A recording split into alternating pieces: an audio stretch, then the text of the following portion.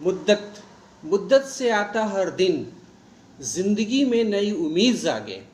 आज का दिन बख्शे खुशियाँ आपको, नेक कामों से आपके नसीब जागे, नेक कामों से आपके नसीब जागे। इस शुभकामना के साथ आज हम लोग क्लास में आज की समस्या को देखते हैं। जैसा कि आप पूर्व परिचित हैं, मैं हूं आपके सामने क्लास में डॉक्टर मनीष कुमार शशि। हमारी आज की प्रॉब्लम्स क्या है? गांधी जी का शिक्षा दर्शन एवं बेसिक शिक्षा के मुख्य तत्व का हम लोग आप आज ऑब्जर्वेशन कर रहे हैं। Educational philosophy of Gandhi ji and trends of basic education. इस क्लास को आगे बढ़ाऊं इससे पहले गांधी जी के कोटेशंस मैं आपको बताना चाहूँगा। वो राइटअप किए हुए हैं कि जिसे पुस्तक से प्रेम हो गया, वो यदि नर्क में भी होगा तो उस स्थान को वो स्वर्ग बना लेगा। वर्ल्ड का जो बेस्ट फ्रेंड है वो है पुस्तक। इसलिए आप सभी प्रशिक्षु, लर्नर्स, स्टूडेंट्स जो भी इस क्लास में शामिल हैं, वो आप अपने बेस्ट फ्रेंड बुक को बनाएं। हम लोग गांधी जी के जो विचार हैं उसे देखते हैं। गांधी जी के जो शिक्षा संबंधी विचार थे ने भारतीय शिक्षा प्रणाली पर बहुत अधिक प्रभाव डाला। उनका शिक्षा दर्शन भारतीय आदर्शवाद, पाश्चात्य प्रयोजनवाद तथा प्रकृति का सम्मिश्रण था। गांधी जी राजनीतिज्ञ थे, किंतु उनकी राजनीतिक में नैतिकता का प्रभुत्व था। मोरल उनमें कूट कूट के भरी हुई थी। वह कर्म में विश्वास रखते थे, किंतु उनमें ज्ञान तथा भक्ति भाव का भी सम्मिश्रण था। वह अहिंसा के पुजारी थे तथा शिक्षा को नैतिक उत्थान का साधन मानते थे। वह सुधारक थे और समाज के उत्थान के लिए सदैव सक्रिय भी रहे। गांधी जी के शिक्षा के अर्थ का वर्णन हम अग्र प्रकार से समझते हैं। गांधी जी शिक्षा के अर्थ को कैसे बताते हैं? जैसा कि हम जानते हैं, शिक्षा E+2 को एडुकेशन, इंटरनल जो मेरिट्स है उसे एक्सटर्नल करना है। उनका कहना था यदि उसका अर्थ केवल अक्षर ज्ञान से हो तो वह एक हथियार बन जाती है। उसका सदुपयोग भी हो सकता है और दुरुपयोग भी हो सकता है। जिस हथियार से ऑपरेशन करके हम रोगों को ठीक करते हैं, उसी हथियार का यदि नकारात्मक प्रभाव और प्रयोग हो तो वो कष्टदायी हो सकता है। गांधी जी बाल केंद्रित शिक्षा, जो चाइल्ड सेंटर्ड एजुकेशन है, वह वो अधिक फोकस करते हैं। वह परंपरागत पाठ्य पुस्तकों, जो हमारा सिलेबस है, करिकुलम है, उससे दूर पाठ्य विधि इत्यादि के बिल्कुल विरुद्ध थे। वह दस्तकारी एजुकेशन को बहुत अधिक बढ़ावा देना चाहते थे। मतलब जैसे हम क्राफ्ट डेवलप कर लें या इस तरह के कुछ एजुकेशन जैसे जापान में और एडवांस कंट्रियों में है कि वहाँ बच्चे जो आईटी के सेक्टर्स हैं उन सारे चीज़ों में वो पारंगत हों। इस तरफ गांधी जी भी हमें लेके जा रहे थे। मतलब वो ट्रेडिशनल की जगह प्रोफेशनल डिग्री को वो अधिक इम्पोर्टेंस देते थे। अनुशासन के संबंध में, डिसिप्लिन के संबंध में भी गांधी जी ने बहुत कुछ लिखा है। जब हम किसी शासन के पीछे चलते हैं, फॉलो करते हैं, ये हमारा अनुशासन होता है। और विद्यालय के अंतर्गत शिक्षक को यदि विद्यार्थी अनुसरण करने लगे तो ये क्लास के लिए काबिल तारीफ सिचुएशन होती है। गांधी जी न तो एक पक्षीय प्रकृतिवादी दृष्टिकोण अपनाते हैं, न ही आदर्शवादी। उनका रास्ता मिडिल है, बीच का है। वह न तो स्वतंत्रता को स्वच्छंदता के रूप में समझते हैं और न दमनात्मक रूप में, मतलब बिल्कुल डिक्टेटर भी नहीं। प्रकृतिवादी यदि पूर्ण स्वतंत्रता के पक्ष में हैं तो आदर्शवादी अनुशासन के गांधी जी स्वतंत्र वातावरण के भी पक्षधर रहे। वह प्राकृतिक तथा सामाजिक दोनों प्रकार के वातावरण को महत्व देते हैं, मतलब नेचुरल भी और सोशल भी, इस बीच में जो बेस्ट है उसे वो लेकर के आ रहे होते हैं। उनका महत्वपूर्ण शिक्षा संबंधी विचार भी हम देखते हैं। नंबर 1, वो क्या कहते हैं, जो बिल्कुल परंपरागत ट्रेडिशनल एजुकेशन है उसके वो अगेंस्ट रहे, विरोधी रहे। 2, केवल बुद्धि की शिक्षा जैसी स्कूल कॉलेज में हमें दी जाती है उससे वो इतर जाते थे और वहाँ बिल्कुल जो प्रोफेशनल डिग्रीज हैं उसे वो इम्पोर्टेंस दे रहे होते हैं। उससे वो छुटकारे का भी प्रयास किए, जो ट्रेडिशनल मेथड है। नंबर नेक्स्ट, प्राकृतिक सुंदरता के अनुभूति शिक्षा में महत्वपूर्ण वो समझ रहे होते हैं। नेक्स्ट, शिक्षा का ग्रामों इत्यादि के प्राकृतिक वातावरण में फलने फूलने पर वो बल दे रहे होते हैं, मतलब सिचुएशन की बात। नेक्स्ट नंबर, शिक्षा को चाइल्ड सेंटर्ड बाल केंद्रित वो बना रहे होते हैं। नेक्स्ट, बाल प्रकृति में अंतर्निहित अच्छाइयाँ में वो विश्वास करते हैं। नेक्स्ट 7, कार्य करके सीखने पर वो बल देते हैं। कार्य करके हम कैसे सीखे, लर्निंग और डूइंग का जो कॉन्सेप्ट है। नेक्स्ट 8 नंबर, सादा जीवन को महत्व और बनावटी झूठी जो या मान सम्मान है और एक नफरत है उससे वो दूर हटना चाहते हैं। नंबर 9, दमनात्मक अनुशासन की वो घोर विरोधी रहे हैं। Activity method, Gandhi ji Rousseau की भांति पुस्तकों या पाठ्य विधि के स्थान पर बालकों को अधिक बल देते हैं। वह पेस्टालॉजी की भांति यह कहते हैं कि बालक ही शिक्षा की प्रगति का सेंटर्ड है, केंद्र है। हार्वर्ड की भांति गांधी जी के भी उच्च विचार हम देखते हैं। पॉइंट वाइज समझने का प्रयास करते हैं। गांधी जी नंबर 1 में गांधी जी का ईश्वर में पूर्ण विश्वास है। 2, मानव सेवा द्वारा आत्माभिव्यक्ति की बात भी वो छेड़ते हैं। 3, हृदय की शिक्षा को वो महत्व देते हैं, हार्ट टचिंग बात को फोकस करते हैं। नेक्स्ट नंबर, शारीरिक श्रम के महत्व को समझाते हैं। नेक्स्ट 5, अनुशासन में स्वच्छंदता का वो विरोध करते हैं। नेक्स्ट नंबर, व्यक्तिगत जीवन की पवित्रता में वो फेथ करते हैं, विश्वास करते हैं। 7 नंबर, चित्र निर्माण को ही वो शिक्षा का बेस मानते हैं। नेक्स्ट 8 नंबर, बालक को शिक्षा का महत्वपूर्ण उद्देश्य मानना वो सिखलाते हैं। 9 नंबर, शिक्षक को शिक्षा प्रणाली में सबसे महत्वपूर्ण स्थान देते हैं।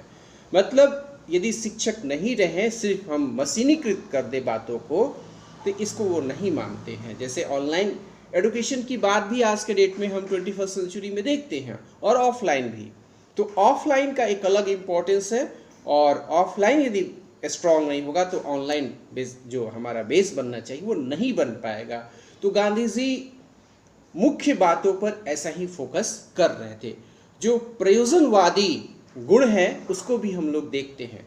संक्षेप में गांधी जी को प्रयोजनवादी विचारधारा का स्पष्टीकरण अग्र रूप में भी हम देखते हैं। नंबर 1, प्रयोग पर वो बल देते हैं, प्रयोग पर उनका फोकस होता है।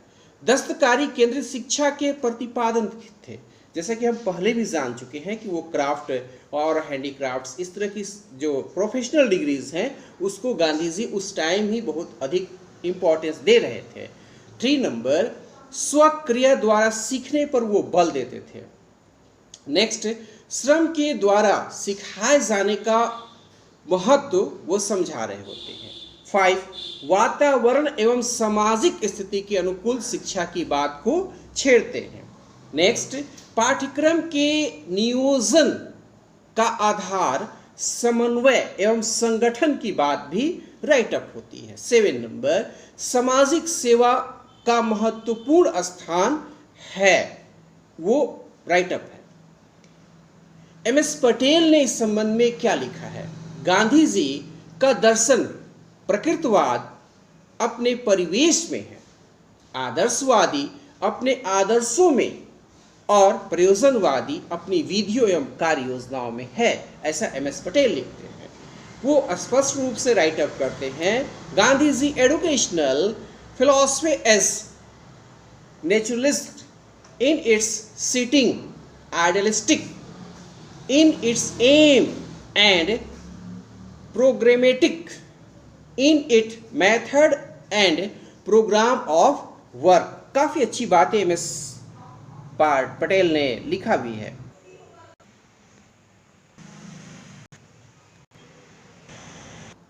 आप प्रशिक्षु के लिए, आप लर्नर्स स्टूडेंट के लिए मैं कुछ कहना चाहूँगा। वो समझने का प्रयास भी आप करोगे। मुस्कुराहट का कोई मोल नहीं होता, मुस्कुराहट का कोई मोल नहीं होता, कुछ रिश्तों का कोई तोल नहीं होता। लोग मिल जाते हैं हर मोड़ पर, हर कोई आपकी तरह अनमोल नहीं होता, हर कोई आपकी तरह अनमोल नहीं होता। निश्चित रूप से ये मोटिवेशनल लाइन सिर्फ और सिर्फ लर्नर्स के लिए है। ये आप समझना चाहोगे कि हर कोई आपकी तरह अनमोल नहीं होता। अब हम लोग क्लास को आगे बढ़ाते हैं। बेसिक शिक्षा प्रणाली के जो मेरिट्स हैं, गुण हैं, उसे देखते हैं। नंबर 1, जीवन से संबंधित बातों को फोकस किया गया है। बेसिक शिक्षा प्रणाली व्यवहारिक होने के कारण जीवन के बिल्कुल निकट है, अत्यधिक निकट है। बालकों को शिक्षा उनके श्रम और कार्यों को संबंध करके देने का प्रयास है। हस्तकला, आर्ट का चयन स्थानीय प्राकृतिक एवं सामाजिक वातावरण से किया जाएगा। जैसे नालंदा, तक्षशिला, विक्रमशिला विश्वविद्यालय को आप याद करोगे तो बहुत सारी चीज़ें आज भी निकल के आएंगी जो गांधी जी हम लोगों को समझाना चाहते हैं। नंबर 2, शिक्षक को स्वतंत्रता भी होनी चाहिए। इस सामाजिक वातावरण में, शिक्षा प्रणाली में शिक्षक को प्रत्येक प्रकार की स्वतंत्रता होनी चाहिए। नेक्स्ट नंबर, सामाजिक भावना का विकास। बेसिक शिक्षा के अंतर्गत बालक परस्पर सहयोग से कार्य करना सीखते हैं, जिससे उनमें एक दूसरे के प्रति प्रेम और स्नेह की भावना का विकास होता है। नेक्स्ट नंबर, शिक्षा में मनोवैज्ञानिकता, साइकोलॉजी को इंक्लूड करने की बात भी गांधी जी कहते हैं। वह शिक्षा, बालक जो कुछ भी सीखता है वह उसे शीघ्र ही आत्मसात हो जाता है। शिक्षा में बालक की रुचियों को महत्व प्रदान करने की बात को वो पूर्णतः मनोवैज्ञानिक मानते हैं। नेक्स्ट नंबर 5, आत्माभिव्यक्ति का अवसर। इस प्रणाली में विद्यार्थी को आत्माभिव्यक्ति का पूर्ण अवसर प्राप्त होते हैं। वे हस्तकलाओं के द्वारा, आर्ट के द्वारा जो लोकल चीज़ें हैं जो हम बना सकते हैं, वो अपनी भावनाओं को व्यक्त करने का वो आधार मानते हैं। नेक्स्ट 6 नंबर, आर्थिक समस्याओं का भी समाधान हम इस प्रणाली में देखते हैं। योजना में आत्मनिर्भरता के सिद्धांत को अपनाने से शिक्षा प्रसार हेतु आर्थिक जो समस्याएं आती हैं वे इस शिक्षा प्रणाली में स्वतः ही समाप्त करने की बात भी है। गुरुकुल शिक्षा प्रणाली को भी आप याद कर ले। हमारे इंडियन जो एजुकेशन सिस्टम रहे हैं, आप उसको जब आत्मसात करोगे तो बहुत सारी अच्छाइयाँ निकल के आएंगी और गांधी जी उन अच्छाइयों में से बहुत सारी अच्छाइयों को प्रेजेंट एजुकेशन में लाना चाहते हैं। नंबर नेक्स्ट 7 नंबर, बाल केंद्रित एजुकेशन। जिस चाइल्ड सेंटर्ड की बात हो रही है, पहले हम जानते हैं कि किस तरह टीचर सेंटर्ड होती थी या टॉपिक सेंटर्ड होती थी बातें, तो वो चाइल्ड सेंटर्ड करते हैं। जैसे कि हम टीचर को भी जानते हैं कि वो टीचर के अध्यापक हो गए, आज के डेट में वो फैसिलिटेटर हो गए हैं। तो हमें फैसिलिटेट करना है, सामने वाले की सोच के अनुसार हमें बातों को फैसिलिटेट करना है। उसी चाइल्ड सेंटर्ड की बात को गांधी जी राइट अप करते हैं, जिसमें हस्तकला और पाठ्य पुस्तकों में इन चीज़ों को शामिल करने की बात है, जो कला के बेस पर बच्चे जान सकें और डिग्री वो कागज़ की डिग्री ना हो करके जीवन में काम आने वाली डिग्री की बात गांधी जी हमारे राष्ट्रपिता बापू छेड़ते हैं। नंबर 8, व्यक्तित्व का सर्वांगीण विकास, ऑलराउंडर डेवलपमेंट की बात राष्ट्रपिता गांधी जी करते हैं। शारीरिक, मानसिक एवं आत्मा अभिव्यक्ति की जो विकास की बातें हैं, एडुकेशन का मतलब ये होता है, जैसे हम जापान को ले ले और भी एडवांस कंट्री को ले ले, तो वहाँ जो बच्चों का ऑलराउंडर डेवलपमेंट होता है, उस तरह की बात गांधी जी इस एडुकेशन सिस्टम में लाने की बात को कहते हैं। बेसिक शिक्षा की जब थोड़ी सी हम बातों को और आगे बढ़ाएंगे तो ये भी देखेंगे कि 282 दिन विद्यालय खोलने की बात भी इसमें है। प्राथमिक स्तर पर बेसिक शिक्षा फलीभूत हो रहा है, लेकिन ये माध्यमिक और उच्च माध्यमिक स्तर पर इसका जो कॉन्सेप्ट है वो नहीं हो पाता है। इस तरह हमें प्रेजेंट जो स्पेशलिस्ट हैं एडुकेशन के, उन्हें इन चीज़ों पर भी आज आत्मसात करने की आवश्यकता है। लेकिन हम ओवरव्यू करें तो बहुत सारी अच्छाइयाँ इस एडुकेशन सिस्टम में गांधी जी ने राइट अप की है, और ये हमें समझने की आवश्यकताएं हैं कि वो एजुकेशन सिस्टम की जो बेसिक बातें हैं किस तरह हमारे राष्ट्रपिता अच्छाइयों को लेकर के बच्चों के सामने आते हैं। राष्ट्रपिता बापू के जो गांधी जी के शिक्षा दर्शन और बेसिक शिक्षा के मुख्य तत्व ये हमारे रहे हैं, और हम लोग क्लास को बाइंड अप करने की तरफ बढ़ते हैं। क्लास में एक नन्हा बालक दिख रहा है, और आज क्लास में उस बालक के लिए मैं कुछ कहना चाहूँगा। उस बालक की अभिलाषाएं देखते हैं। छोटा सा बच्चा जब भी अपनी जुबान खोलता है, कानों में अमृत सा रस घोलता है। छोटे बच्चे में ईश्वर का वास होता है। छोटा बच्चा जब भी बोलता है, खुद खुदा बोलता है, खुद खुदा बोलता है। उस छोटे बच्चे की ये बातें जो ईश्वर और धर्म ग्रंथों में भी वर्णित है। अब क्लास को समापन की तरफ हम लोग लेके चलते हैं, और समापन के अवसर पर आप सभी लर्नर्स, प्रशिक्षु स्टूडेंट के लिए मैं कहना चाहूँगा, बाग में फूल खिलते रहेंगे, हवा में आने पर पत्ते हिलते रहेंगे। रही अगर ऊपर वाले की मेहरबानी तो हे प्रशिक्षु, जैसे आज मिले हैं आगे भी क्लास में मिलते रहेंगे, आगे भी क्लास में मिलते रहेंगे। आप सभी की दुआएं काम आएंगी। क्लास की सारी video online YouTube channel doctor Manish Kumar Shashi नाम से अवेलेबल है। आप इस क्लास की जो भी इम्पोर्टेंट थिंग्स है आप इस चैनल पर जा कर के देख सकते हो। इस चैनल को आप सब्सक्राइब कर लें, लाइक करें, कमेंट करें, और साथ ही साथ फेसबुक, इंस्टाग्राम, ट्विटर, व्हाट्सएप के 5 ग्रुप में सोशल मीडिया पर आप इसे शेयर करें, लाइक करें, कमेंट करें। दोस्त, परिचितों, रिश्तेदारों के साथ आप इन अच्छाइयों को अधिक से अधिक लोगों तक बढ़ाने का प्रयास करें। यही इस क्लास के प्रति सच्ची आभार आप लर्नर्स की होगी। साथ ही साथ ये फ्री ऑफ कॉस्ट सारे वीडियो अवेलेबल हैं। जब पेड होगी उस समय ये बातें हम लोग देखेंगे, लेकिन अभी आप इसके मेजर बेनिफिट जो हैं वो उठा लें, क्योंकि सारी, चाहे वो इंग्लिश की क्लासेस हों या एजुकेशनल क्लासेस हों, वो डाइट के हों, बीएड क्लासेस के हों, डीएलएड के हों, वो फ्री ऑफ कॉस्ट आपके लिए अवेलेबल है। तो इसका फ़ायदा अधिक आप तो खुद उठाएंगे ही, साथ ही साथ अपने दोस्त, परिचितों, रिश्तेदारों को भी इसकी बारीकियों को समझाएं। चैनल को आप सब्सक्राइब करेंगे, इसे अधिक से अधिक लोगों तक पहुंचाएंगे, ऐसी उम्मीद मैं डॉक्टर मनीष कुमार शशि आपसे करता हूं। पूर्ण उम्मीद है, पूर्ण आशा है आपका सहयोग मिलता रहेगा। अब आज के क्लास का समापन करते हैं और एक भारत माता के लिए, एक देश के लिए एक शब्द आप भी मेरे साथ बोलेंगे। जय हिंद।